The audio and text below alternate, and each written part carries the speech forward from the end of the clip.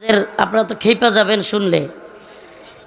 ইয়াকুব আল মাদানী আল ফারুকি দামাত বারকাতুহু হুজুর কি বলছেন আমি সঠিক শুনি নাই, তো আমি বুঝতেও পারি নাই। আপনাদের এলাকার এক নেতা, মনে হয় সম্ভবত বিএনপির হবেন, তো উনি আমাকে গিয়ে বলতেছে আমি তো অসুস্থ, আমি বুঝতেও পারি নাই উনি কি বোঝাতে চাচ্ছিলেন। তো আমি ওখানে ওনার সাথে প্রচণ্ড রাগারাগি করছি। সেও, তার আচরণও ভালো ছিল না, তার কথাবার্তাও ভালো ছিল না। আপনাদেরকে বলি, নতুন করে জালিম হওয়ার চেষ্টা করিয়েন না। আমি আগেও বলছি, এই জনগণ বাংলাদেশের আওয়ামী লীগকে লাথি মারলে নতুন করে জালেম সাজলে 11 লাথি দিতে পারবে। শিক্ষা নিয়েন। যদি শিক্ষা না নেন, ইতিহাস সাক্ষী, শিক্ষাটা লাথি খাওয়ার পরেই নেবেন। আমি ওপেনলি বলতে চাইতাম না এই কথাগুলো, কিন্তু এমন একটা বিশৃঙ্খল পরিস্থিতি তৈরি করছে।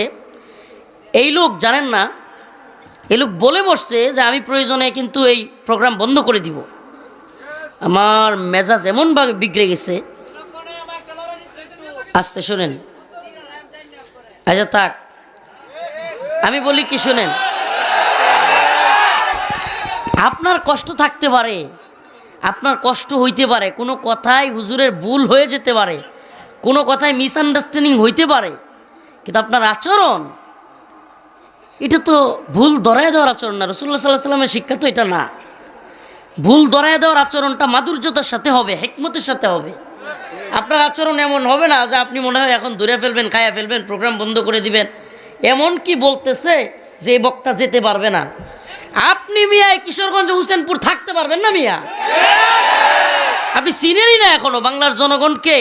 এখনো যদি শিক্ষা না হয়, না চিনেন, আমরা যদি একবার ডাক দেই আপনি থাকতে পারবেন না মিয়া?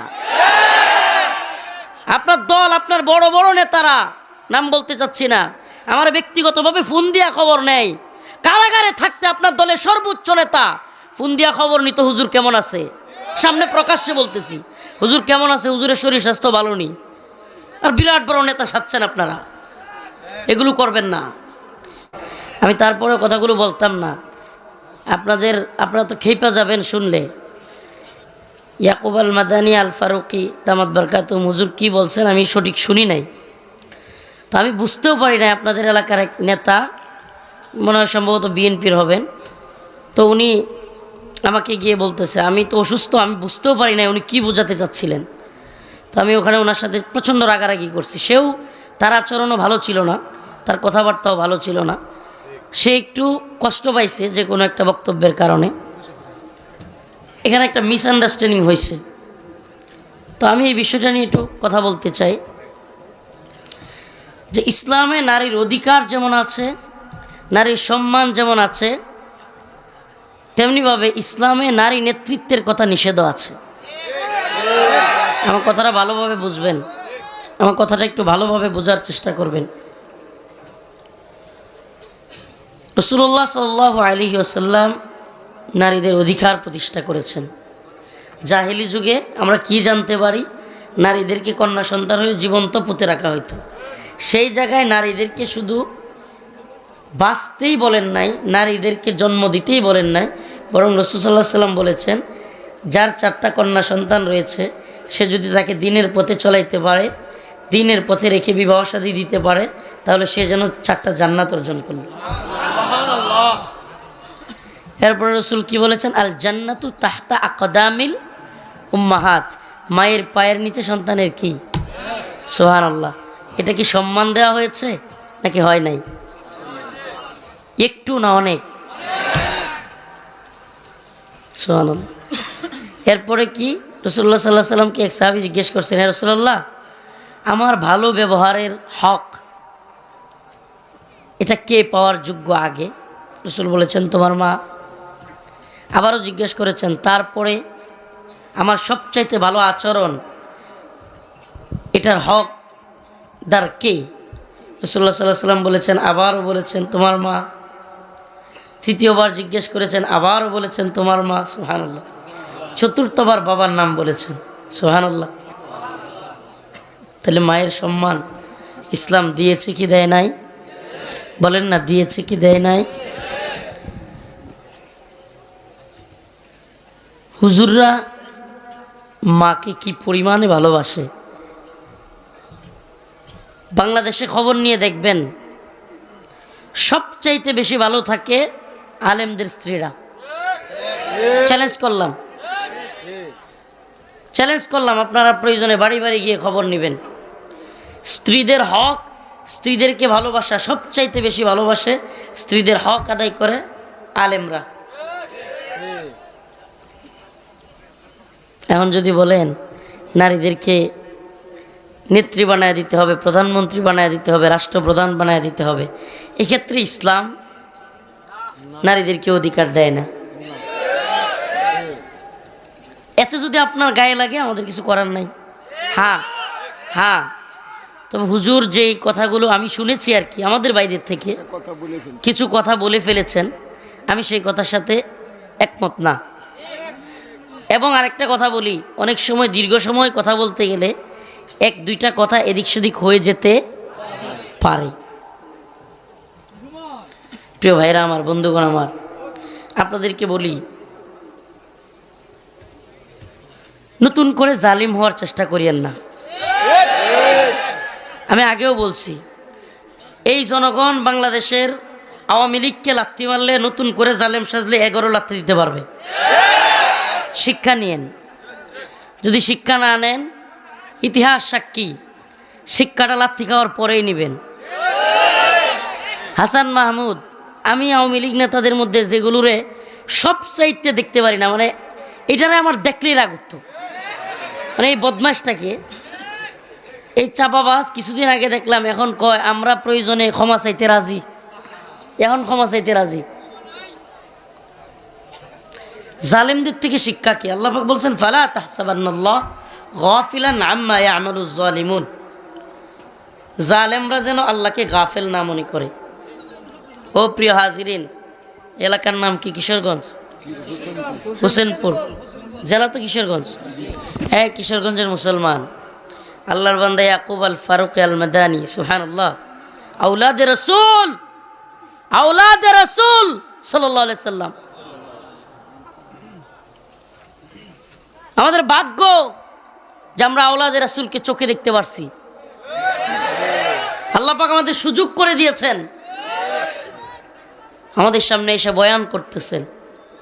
আমরা ওপেনলি, আল্লাহ আমাকে ক্ষমা করুন, আমি হুজুরের কাছে মাপ চাচ্ছি, আমি ওপেনলি বলতে চাইতাম না এই কথাগুলো, কিন্তু এমন একটা বিশৃঙ্খল পরিস্থিতি তৈরি করছে।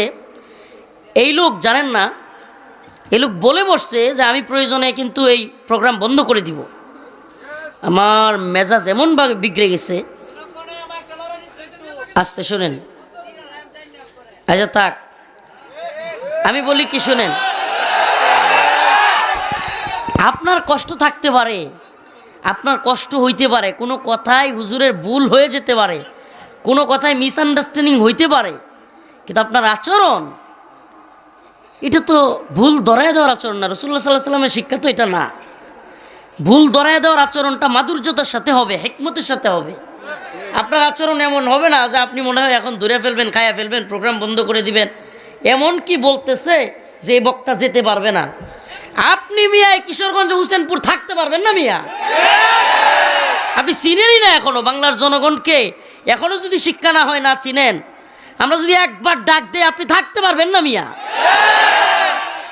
আপনার দল, আপনার বড় বড় নেতারা, নাম বলতে চাচ্ছি না, আমার ব্যক্তিগতভাবে ফোন দিয়া খবর নেই, কারাগারে থাকতে আপনার দলের সর্বোচ্চ নেতা ফোন দিয়া খবর নিত হুজুর কেমন আছে। সামনে প্রকাশ্যে বলতেছি, হুজুর কেমন আছে, হুজুরের শরীর স্বাস্থ্য ভালো নেই, আর বিরাট বড় নেতা সাচ্ছেন আপনারা। এগুলো করবেন না দয়া করে। হুজুরের কথায় যদি কোনো মিসআন্ডারস্ট্যান্ডিং হয় আমরা এই কথা বলে দিব। এই যে হুজুরও বলতেছে একটা শব্দ, তো এই একটা শব্দ আল্লাহ রসুল সাল্লাল্লাহু আলাইহি সাল্লামের আওলাদ, আমি যতদূর শুনেছি পাবলিক, আমি ভাইদের কাছ থেকে খবর নিয়েছি, হুজুর নাকি জিহ্বায় কামড় দিয়েছেন। হুজুর কথাটা বলার ক্ষেত্রে, নারী নেতৃত্বর ক্ষেত্রে এই কথাটা বলেছে। আমি তো বলি শেখ হাসিনা কেন, বেগম জিয়া কেন, আরো বড় কেউ যদি থাকে, সে পর্দা না করে, তাইলে ইসলামের পর্দার বিধান কি রহিত হয়ে যাবে? হ্যাঁ, তাইলে আগামীকালকে কি পর্দার ওয়াজ করলে আপনারা, কিংবা নারী নেতৃত্বের ওয়াজ করলে আপনারা নতুন করে বাধা দিবেন নাকি? হাসিনা সাজবেন আর আওয়ামী লীগ সাজবেন নাকি? একটু একটু একটু আসতে আমরা এদেরকে সাবধান করি। আসলে কি জানেন, আপনারা মনে করিয়েন না যে সবাই একরকম। কিছু লোক আছে অতি উৎসাহী, নেতা সাজতে চায়, মনে করে এখনই মনে হয় ক্ষমতায় বসছে। ক্ষমতায় থাকা গুলোই লাত্তি খায় বাগছে, আর আপনারা তো ক্ষমতায় আসেন নাই। অতএব একটু সাবধানে কথাবার্তা বলিয়েন। আমি অসুস্থ মানুষ, কিন্তু তেজ উঠলে সুস্থ হয়ে যাই। আমগরে রাগায়েন না। অতএব দয়া করে আপনার একটা আরজি আছে, একটা বক্তব্যে নিয়ে কথা আছে, আপনি হুজুর বয়ান শেষ করতে পারতো, আপনি বসতে পারতেন। হুজুরের সাথে সভাপতি আছে, হুজুরের সাথে বসতে পারতেন, সভাপতির সাথে বসতে পারতেন। শুনেন হুজুর, রাগ করিয়েন না, আমি বলি। এই জন্য আমি বলি কি, আপনাদের প্রতি আমাদের উদাত্ত আহ্বান থাকবে, মাহফিল কমিটির প্রতি নেতা দাওয়াত দেওয়ার ক্ষেত্রে বিচক্ষণতা অবলম্বন করবেন। যারা দিন বুঝে আলেমদেরকে বুঝে, আলেমদের সম্মান বুঝে। আচ্ছা, আপনার কি মনে হয় আওলাদে রাসূল ইয়াকুব আল মাদানী আল ফারুকি তার মার, তার স্ত্রীর সম্মান দেয় না? আমার কথা বলেন না। উনি কি নারীর সম্মান বুঝে না? হ্যাঁ, কিন্তু উনি বলতে গিয়া বলছে, আচ্ছা বলেন তো যে ইসলামে নারীর যে অধিকার দিয়েছে, আর এই সেকুলার ধর্ম কিংবা মটারেট মার্কা এই তন্ত্রমন্ত্র যে অধিকার দিয়েছে, দুইটা কি এক? এই তন্ত্রমন্ত্র বলবে, এই সেকুলাররা বলবে ইসলামের অধিকারকে মাইনাস করে তারা বলবে নারী পুরুষ সমান অধিকার। নাউজুবিল্লাহ। এখন নারী পুরুষ সমান অধিকার, এটা কি ইসলাম মানবে?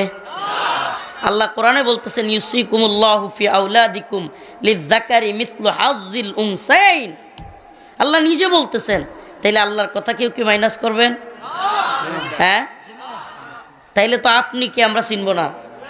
আল্লাহ বলতেছে ইসলাম নারীর অধিকার দিয়েছে, তবে ততটুকু একটা পুরুষের অর্ধেক সম্পত্তির মালিক। অধিকারের জায়গায় সম্পদের ক্ষেত্রে, মিরাসের ক্ষেত্রে অর্ধেক। মিরাসের ক্ষেত্রে কি? অর্ধেক। আচ্ছা বলেন, কিন্তু ঘরের মধ্যে আপনার মেয়েকে একটা ডিম দিলে ছেলেকে কি দুইটা দেওয়া যাবে? এই কথাগুলো ভালোভাবে বোঝার চেষ্টা করেন। এই ক্ষেত্রে কিন্তু কোনো অধিকারের কার্পণ্য নাই, কিন্তু সম্পদের ক্ষেত্রে কেন? আমি যদি বাস্তবতার নিরিখে কথা বলতে চাই, আমাদের বোনদের, আমাদের মাদের সম্পদের ক্ষেত্রে, আমার মারা, আমার বোনেরা হয়তো কথাগুলো শুনতেছেন, আমার মা বোনদের পায়ে হাত ধরে বলি, যদি সত্যি হুজুরের কোনো কথায় কষ্ট এসে থাকে, আমি আপনাদের কাছে মাপ চাচ্ছি। আমরা আন্তরিকভাবে দুঃখ প্রকাশ করতেছি, কিন্তু তিনি আওলাদে রাসূল, তিনি কখনোই যেই রসুলের বংশধর, সেই রসুলই তো নারীর অধিকার প্রতিষ্ঠা করেছেন। আর তিনি কিভাবে নারীর অধিকার খর্ব করবেন, নারীকে ছোট করবেন, অসম্মানী করবেন, এটা আমরা বিশ্বাস করি না। হুজুরের কথার মধ্যে নারীর ক্ষমতা নিয়ে কথা বলতে গিয়ে আমি সত্যি কথা বলবো, আজকে সিরিয়াসলি বলি, আমি প্রধানমন্ত্রী মানি না বলতে চাইছিলাম, কিন্তু কচু শব্দটার আগে আসছিল, আজকে বললাম। আমি সিরিয়াসলি বলতেছি, যদিও পরে মনে হয়েছিল কমই বলছে, আরো বলা দরকার ছিল, কিন্তু সিরিয়াসলি বলি, বক্তব্যের ক্ষেত্রে, ওই দিন বয়ানের ক্ষেত্রে আমি কচু শব্দটা, ওই যে কচুর প্রধানমন্ত্রী মানি না বলছিলাম, মনে আছে? আমি সিরিয়াসলি বলি, আমি কচু বলতে চাইনি, কিন্তু রাগে ক্ষোভে ওই হাসিনার কার্যকলাপ দেখে আইসা বসছে, কিন্তু আমি কচু বলতে চাই নাই। এই যে বলতে চাই নাই, তবুও আইসা গেছে। বয়ান করতে গেলে, দীর্ঘ সময় কথা বলতে গেলে, আপনারা মাইক দিয়ে আপনি 1.5 ঘন্টা কথা বলেন না, আপনি তো 5 মিনিট পরে কথাই খুঁজে পাবেন না। তো 1.5 ঘন্টা 2 ঘন্টা কথা বলতে গেলে কথার মাঝখানে কোনো ভুল ত্রুটি হয়ে যেতে, এটাকে বলে স্লিপিং টার্ন, যে এটা কথার একটু এদিক সেদিক হয়ে যাওয়া। এটাকে আমি আশা করি আমার মা বোনদেরকে বলবো, যারা আমার কথাগুলো তাদের কানে যাচ্ছে, ও প্রিয় মা, প্রিয় বোন, ইসলাম নারীর অধিকারে বিশ্বাসী, ইসলাম নারীর সম্মানে বিশ্বাসী। আরে যদি নারীর ক্ষমতায়ন, নারীর ভালোবাসা দেখতে চাও, রফিকুল ইসলাম মাদানির বাড়িতে গিয়ে একটু ঘুরে আসো, যাও না। আমি আমার মাকে কি পরিমাণে ভালোবাসি, মুহাব্বত করি, মাকে কি পরিমাণে সম্মান করি, আমার স্ত্রী কি পরিমাণে অধিকার পায়, পুরো পৃথিবীতে কসম আল্লাহর, আপনি আমার স্ত্রীর কাছে মহিলারা গিয়ে জিজ্ঞেস করতে পারে, পুরো পৃথিবীতে যদি প্রতিযোগিতা হয় যে বিশ্বে বর্তমান পৃথিবীতে কোন নারী সবচেয়ে সুখে আছে, আমার স্ত্রী একজন। আমার স্ত্রী একজন। কি পরিমাণে তার শান্তি, কি পরিমাণে তার টেক কেয়ার করি, এটা আমি আজকে বলতে বাধ্য হয়েছি। কি পরিমাণে আমার এলাকায় পর্যন্ত এটা একেবারে প্রকাশ হয়ে গেছে যে হুজুর কি পরিমাণে তার স্ত্রীর হক আদায় করে, টেক কেয়ার করে। আমি এত ব্যস্ততার মধ্যেও কি পরিমাণে সময় দেওয়ার চেষ্টা করি, এটা বলতাম না এগুলো। আমি আমার বোনকে, আমার বাস্তিদেরকে, আমার বাতিজারা পর্যন্ত মাঝে মাঝে, আমার সবচেয়ে বড়টা হলো মেয়ে বাতিজি, আমার বাতিজাগুলো মাঝে মাঝে বলে ফেলে, আঙ্কেল তুমি খালি আফারেই আদর করো। আমাদের মেয়েরা এত বেশি আদরে থাকে যে আমাদের মেয়েদের হক আমরা বেশি আদায় করবার চেষ্টা করি। কিন্তু ইসলামের ক্ষেত্রে দিন যেটা বলছে, শরিয়া যেটা বলছে, আমরা সেটাই মানতে বাধ্য। আচ্ছা বলেন, আমাদের যে মেয়েরা টাকা পয়সা পায় বাপের বাড়ি থেকে, কিংবা স্বামীর থেকেও সম্পদ পায়, বাপের বাড়ি থেকেও পায়, ছেলেদের কি রাগ করলে বাপের বাড়ির যাওয়ার কোনো সুযোগ আছে? মেয়েরা তো ঝগড়া লাগলেই কই জায়গা, আমরা বঞ্চিত হইলাম না, আমাদের যাওয়ার কোনো জায়গা নাই। বউয়ের লোকে রাগ কইরা শ্বশুর বাড়িতে গেলে পিডানি ছাড়া উপায় আছে? তা আমাদের হক নষ্ট হইল না। কিন্তু মেয়েরা ঠিকই নিজের শ্বশুর বাড়ি ছেড়ে বাপের বাড়ি যাইতে পারে, ঠিক কি ঠিক না? হক বেশি পাইল না। বাংলাদেশে নারী নির্যাতন মামলা আছে, পুরুষ নির্যাতন মামলা নাই। আমরা হক নষ্ট হইল না? কথা কই না করে? মেয়েরা বাপের বাড়ির সম্পদও পায়, স্বামীর সম্পদও পায়, আমরা পাই একটা। কি আশ্চর্য! এত হক বঞ্চিত আমরা। কই না, তারা তো পুরুষের হক নিয়ে কথা বলে না। নাকি বউয়ের কোনো ঝামেলা আছে, মানে বউয়ে বাড়িতে গেলে সমস্যা করবে, যে নারী নিয়ে কথা বলছে, তুমি কথাই বলো না, আজকে বিছানায় জায়গা হবে না। নেতা মনে হয় টেনশনে পড়ে গেছে যে ঘুমাইতে দিবে না। হুজুর আপনি কি বয়ানটা করলেন? যাক, নারীর অধিকার ইসলাম যেটা দেয় সেটাকে মাইনাস করার সুযোগ আছে? আরে পশ্চিমারা এই তথাকথিত ডেমোক্রেসি, জমহুরিয়তের ধারক বাহক, এই পশ্চিম যারা কিনা সবচাইতে বেশি অধিকার অধিকার নারী অধিকার বলে চিল্লায়, এই ভণ্ডগুলো আজ পর্যন্ত আমেরিকার ইতিহাসে একটা নারীকে প্রেসিডেন্ট বানাইল না।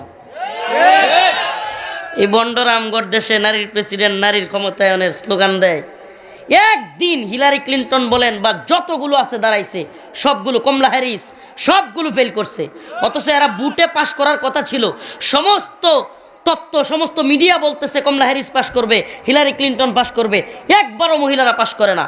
এরা নিজেরাই নারীকে ক্ষমতায় বসাইতে চায় না, আর বিশ্বে ছড়ায় দেয় আমরা নারী ক্ষমতায় বিশ্বাসী, নারী ক্ষমতায়। আর আমগর দেশে খালি নারী প্রধানমন্ত্রী।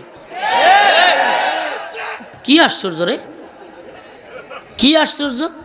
তারা নারী ক্ষমতায় বিশ্বাসী, তো তোদের প্রেসিডেন্ট নারী হয় না কে?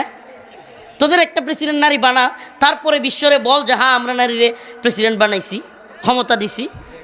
তোদের ক্ষমতা তো হলো ফরেন ইন্ডাস্ট্রি তৈরি করা। তোদের নারী ক্ষমতায়ন আর তোদের নারীর অধিকার হলো ফরেন ইন্ডাস্ট্রি তৈরি করা, মিলিয়ন ট্রিলিয়ন টাকা এই ফরেন ইন্ডাস্ট্রি থেকে ইনকাম করা। নাউজুবিল্লাহ। নারীদেরকে বিকিনি পরানো, নারীদেরকে হাফ প্যান্ট পরায় ছাইরা দেওয়া, এই নারী স্বাধীনতা? ল্যাংটার দল, বেহায়ার দল, নির্লজ্জের দল। এখন এগুলো বললেও কি আপনারা নারীর ক্ষমতার বিরুদ্ধে কইছি মনে করবেন? তাইলে আপনি নারী কোনটা পুরুষ কোনটা এটাও বুঝেন না, নারীর অধিকারও বুঝেন না, পুরুষের অধিকারও বুঝেন না। আপনি যে কি বুঝেন না সেটাও বুঝেন না। তা আপনারা কি কমু? প্রিয় ভাইয়েরা আমার, বন্ধুগণ আমার, ইসলাম নারীর অধিকারে বিশ্বাসী। আবারও বলতেছি, ইসলাম নারীর অধিকারে বিশ্বাসী। কতটুকু বিশ্বাসী? কতটুকু বিশ্বাসী? দেখেন দেখেন, আজকে নেতারাও আজ যাই না যান, সবাই জানেন শুধু বাংলাদেশে, কোন দেশে? শুধু বাংলাদেশে প্রাপ্তবয়স্ক নারী পুরুষের একটা হিসাব করা হয়েছে। প্রাপ্তবয়স্ক মানে বালেগ বালেগা, প্রাপ্তবয়স্ক নারী পুরুষের হিসাব করা হয়েছে। পুরুষের চাইতে 65 লক্ষ বেশি নারী। চিন্তা করা যায় কত? পুরুষের চাইতে। এখন বলেন যদি প্রতিজনে প্রাপ্তবয়স্ক পুরুষ একটা একটা বিয়ে করে তাহলে বিয়ের বাকি থাকবে কতজন? 65 জন। কত লক্ষ? 65। 65 লক্ষ মেয়ে আমাদের মা বোন, আমাদের বোনেরা বাকি থাকবে বিয়ের। এটা পরিসংখ্যান বলে একটা একটা বিয়ে করলেও। আর এই যে এতটি যে বিয়ে করছে না, এখানে যদি হিসাব করা হয় যুবকদের যে 18 থেকে নিয়ে 25 পর্যন্ত বিয়ে করে নাই কতজন, প্রায় সবগুলো হাত তুলবে। তে অবস্থা কি হবে? হাসেন না, সিরিয়াস কথা বলতেছি, হাসির জন্য না। 65 লক্ষ নেতা একটা ভালোই করছে। আমার যে অবস্থা ছিল আমি কথাই বলতে পারতাম না, কিন্তু রাগের কারণে কথাগুলো বলতে পারতেছি। আসতে বললেন 65 লক্ষ। কত লক্ষ? 65 লক্ষ মেয়ে বিয়ের বাকি থাকবে। এজন্য ইসলাম বলছে মাসনা ওয়া সুলাসা ওয়া রুবা, পুরুষ যাদের সামর্থ্য আছে 2টা 3টা 4টা পর্যন্ত করো। কারণ আমি যদি কই আমার নিয়ত আছে আর ইউটিউবাররা এটা সাইরা দেয়, ওরা তো আমার ঝামেলা আছে, তাইলে আমি কইতাম যে আমার নিয়ত আছে।